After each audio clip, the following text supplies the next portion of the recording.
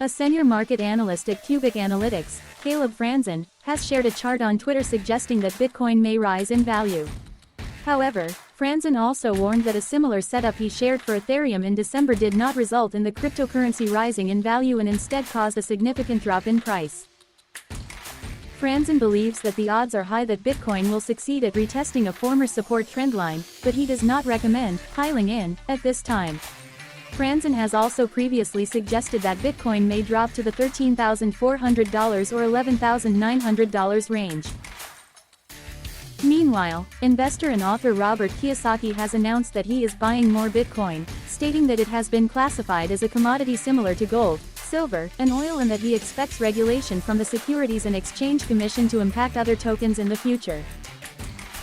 Dogecoin has gained significant popularity in India, according to CoinSwitch, India's largest cryptocurrency buying and selling app.